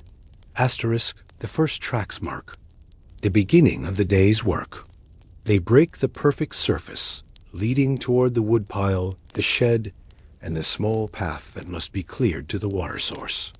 Behind, the door to the cabin stands open just enough to let the smell of wood, smoke drift out, curling into the cold air before it disappears. Asterisk in a few hours. The new snow will be shaped by boots, shovels, and sleds. But for now, it lies untouched except for these first few prints, a reminder of the storm's power and the stillness it leaves in its wake. Asterisk, by the time the first path is cleared, the rhythm of the day has begun to take shape. Snow is pushed aside, in slow arcs, revealing the hard ground beneath, and each movement sends a faint cloud of powder into the air. The sun remains low, its light moving gently across the white expanse. But the work brings a warmth of its own, rising from inside with each careful step and lift of the shovel. Asterisk, the cabin door is left open for short moments at a time, allowing voices and the scent of the fire to slip out into the still morning. Every return inside feels like crossing into another season, from the biting clarity of the snow to the dim, steady heat of the hearth. Asterisk, and beyond the tasks for the people, there is another duty waiting, a check on the animals that have weathered the same storm, their needs as constant and urgent as the fire and the food within the cabin. The stable is quiet when you first approach, its roof heavy with snow, the door marked by drifts that have built up overnight. A thin line of frost rims the wooden boards, tracing each seam where the cold has tried to slip in. The latch is stiff, but the moment it opens, a different air meets you, still cold, but warmer than outside, thickened by breath and the smell of straw. Asterisk inside. The animals shift at the sound of your steps. The low, steady exhale of cattle sends clouds into the dim light, their shapes drifting upward before fading into the rafters. Hooves scrape softly against the packed earth as they move, the sound muffled by the thick bedding of hay spread to keep them from the frozen ground. Asterisk buckets of water are checked first. A thin skin of ice often forms on the surface, cracking with a soft snap when broken. The water beneath is still cold enough to sting the fingers, but it is drinkable, and the animals step forward eagerly to take it. In this season, water is as precious to them as fire is to the cabin. Asterisk, the hay has its own scent, dry, faintly sweet, with a whisper of the summer fields it came from. It rustles as it's spread in fresh layers, the sound sharp in the still air. The animals settle into it almost immediately, their bodies making small depressions where they will rest again after feeding. Asterisk, some stand close together, their flanks brushing in a quiet exchange of warmth. Others remain in their own spaces, but turn their heads to watch as you move, their eyes dark and calm in the lamplight. A horse shifts its weight, the leather of its halter creaking softly. A cow flicks its tail in a slow, lazy arc, batting away. An invisible fly. Asterisk here, the storm outside feels far away. The walls hold the wind at bay, and the sounds inside are slower, steadier. The work is simple, fresh bedding, feed, water, but each task feels like a small promise that the animals will see another day through the cold. Asterisk, from time to time, a soft thud comes from the loft above, where stored hay shifts slightly under its own weight. The sound is familiar, part of the stable's language, as steady as the quiet chewing of the animals below. Dust rises in slow spirals from the bales, catching the lamplight in tiny floating specks before vanishing into the dim rafters. Asterisk, walls carry their own warmth here. It is not the sharp heat of a fire, but the kind that comes from many bodies sharing a space, a slow accumulation of breath and movement that keeps the air just a few degrees softer than the cold beyond the door. In the far corner, the frost on the boards has melted away entirely, leaving the wood dark and slightly damp. Asterisk, you work slowly, moving from one stall to the next, pausing to rest a hand against a flank or to smooth a patch of fur. The response is subtle, a shift of weight, a brief lean into the touch, but it is enough to say that the gesture is understood. In winter, these moments are not luxuries. They are part of the care that keeps both people and animals steady. Asterisk, even the smallest residents, the chickens tucked into their roost, carry on their quiet routines. Their feathers puff outward against the chill, their eyes half lidded in the tea. Faint glow from the lamp. Now and then, one gives a brief shake, sending a soft rustle through the straw beneath them. Asterisk, by the time the water buckets are refilled and the feed bins closed, the stable has settled again into its slow rhythm. Outside, the wind may shift or the snow may fall harder, but here the pattern holds. The steady breath, the slow chewing, the faint creak of wood as the walls adjust to another cold day. Asterisk, and as you pull the door closed behind you, the warmth. From inside the stable clings for a few steps before the sharp air takes its place, guiding you back toward the cabin, where the snow continues to shape the world in its own quiet way. Asterisk, by the time the last latch is secured and the feed is tucked safely away, the air inside the stable feels settled again. The animals return to their places, the soft shuffle of hooves and the slow rhythm of chewing fading into the background. The straw underfoot holds the faint warmth of their bodies, releasing it in quiet waves that rise just enough to be felt on the skin. Asterisk, you pause before leaving, letting your eyes adjust once more to the dim light. The lamp throws its glow across the walls, catching the worn edges of the wood and the curves of the beams overhead. The space feels timeless here, as if storms and seasons pass outside without disturbing the slow continuity within. Asterisk, there is comfort in this steadiness. Animals will wake, feed, and rest in the same pattern tomorrow, and the next day, and the day after that. A rhythm matches the season, answering the cold not with haste, but with quiet endurance. Asterisk, stepping outside, the sharp air closes around you instantly, but the memory of the stable's warmth lingers in your chest. The snow underfoot is packed, and squeaks faintly with each step, the sound carrying across the open yard. In the distance, the cabin's chimney draws a thin line of smoke into the pale sky, a sign that the fire still holds. Asterisk, and as you walk back, you know the day's work will end as it began, tending, feeding, keeping the cold at arm's length. Because in this life, no matter how deep the snow or how long the night, the next morning always arrives, carrying the same tasks, the same patience, and the same quiet resolve to see another day through. Morning does not arrive suddenly here. It seeps into the cabin slowly, first as a faint glow on the frost-covered windows, then as a softening of the shadows cast by the fire. The air is still cold, holding the quiet weight of the night, but the light brings with it a small sense of movement, proof that time has not stopped. Even in the stillness of winter. Asterisk, the first sounds are familiar. The gentle shift of blankets being folded back, a creak of floorboards under slow steps, the muted thump of a log set onto the embers. Steam begins to rise from the kettle, carrying the faint scent of metal warmed by flame. There is no rush to the day, but there is no delay either. Tasks wait, and winter gives no allowance for idleness. Asterisk, the same rituals repeat, checking the woodpile, bringing in the buckets of snow to melt, feeding the animals, tending the fire. Each action is done with the same care as the day before, the movements shaped by habit and need. Even in repetition, there is comfort. The predictability is its own kind of shelter, as dependable as the walls around you. Asterisk, outside, the snow shows the marks of the day's work. Fresh paths cut through the drifts, prints leading to the stable and back, the neat piles where shovels have lifted the weight from the doorway. The wind may blur the edges, but the paths remain, ready to be followed again. Asterisk, there are days when the cold feels heavier, when the work is harder, when the fire seems to burn down faster than usual.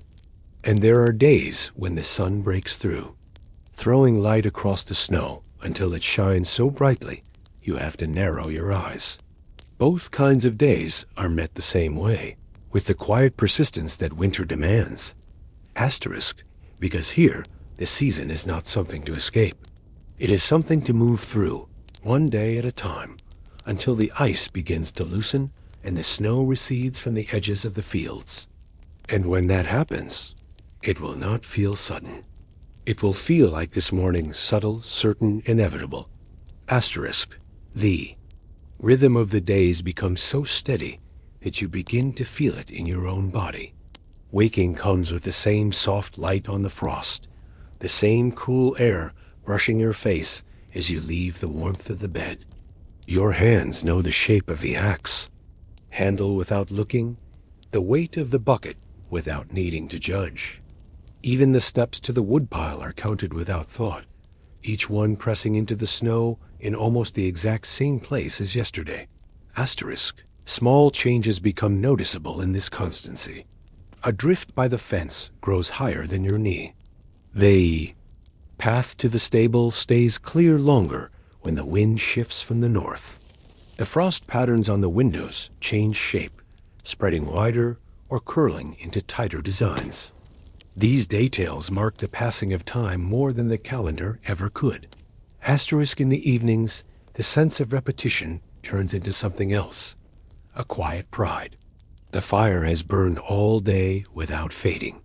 The animals are fed, their stalls clean and warm. The shelves still hold enough for tomorrow, and the blankets by the hearth are dry and ready for the next night. Winter may be relentless, but so are you. Asterisk, and when darkness falls again, it is met with the same readiness as before. The lamps are lit, the fire is banked for the night, and the beds are pulled closer to the heat. Outside, the cold waits as it always does, patient and certain. Inside, the warmth is held, just as patient, just as certain. Asterisk, in this balance, the days blend together, not because they are empty, but because they are full of the same essential acts, repeated until they become as natural as breathing. And as the snow continues to fall, you know that tomorrow will come, and you will meet it exactly as you have met every day before it got asterisk, by the time the last light of day fades into the muted blue of evening. The cabin has settled once more into its familiar shape. The fire burns with a steady glow. The kettle hums softly, and the air is thick with the scent of wood smoke and the faint sweetness of whatever remains from supper. The outside world has already begun to blur into shadow, but inside, the day closes in warmth and quiet. Asterisk, there is a comfort in knowing that the work has been done, that the cold has been kept at bay for another day. Boots rest near the door, their leather softened by use and faintly marked with white traces of snow. Gloves hang by the hearth, their edges curling as they dry. The tools are in their places, the animals are settled, and the shelves stand ready for tomorrow. Asterisk, in the stillness, the sounds of winter remain. A faint sigh of wind against the walls, the occasional pop from the fire, the slow, even breathing of those gathered near its light. It is a soundscape that belongs entirely to this season, one that will fade with the thaw, replaced by the quickening rhythms of spring. Asterisk, yet here, in the heart of winter, these sounds are steady companions. They mark the passing of time, not in hours, but in the cycles of tending, resting, and beginning again. And as you pull the blankets higher, letting the day close behind you, there is no question of whether tomorrow will arrive. It always does. The snow may deepen, the wind may rise, but the morning will come, carrying with it the same tasks, the same quiet persistence, and the same unspoken promise. Another day lived in the embrace of the winter's stillness. Asterisk, and when it does, you will be ready. Winter does not end all at once. It loosens its hold in small ways, water dripping from the eaves in slow, steady beats, the snow sinking lower against the walls, the first edges of bare earth appearing where the sun lingers longest. The air changes.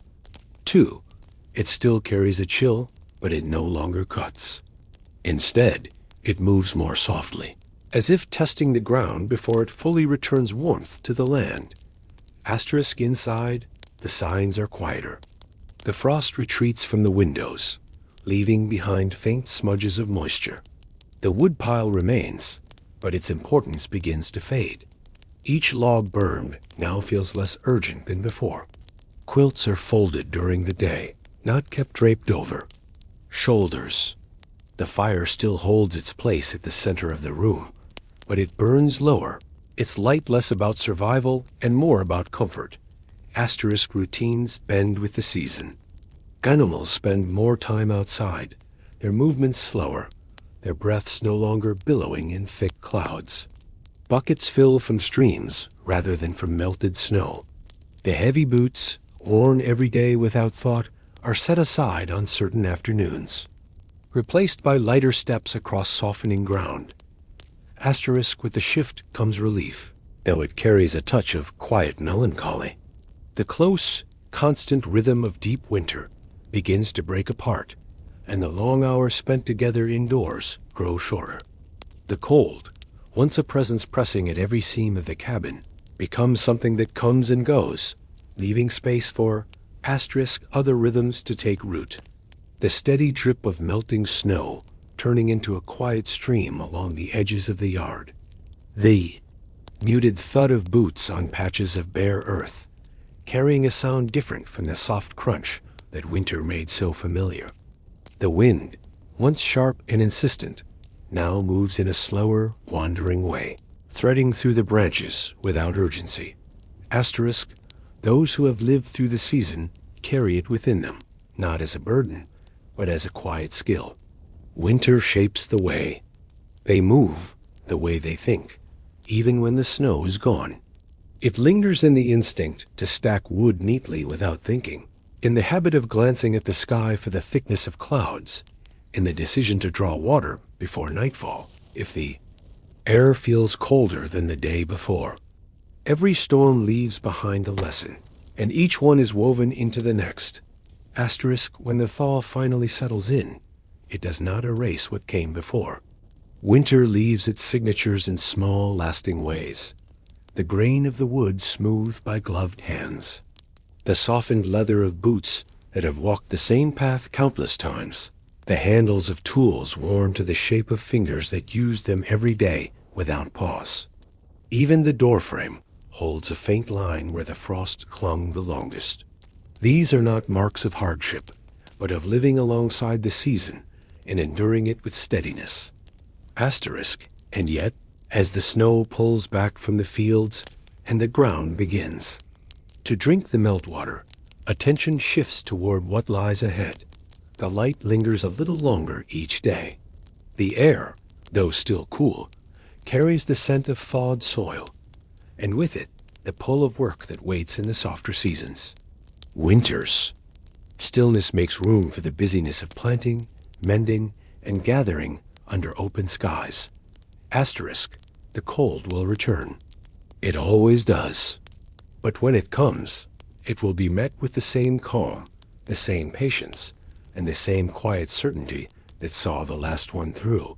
That is the true memory of the season, not just the frost and the snow, but the unbroken chain of days in which life carried on, no matter how deep the drifts or how long the nights.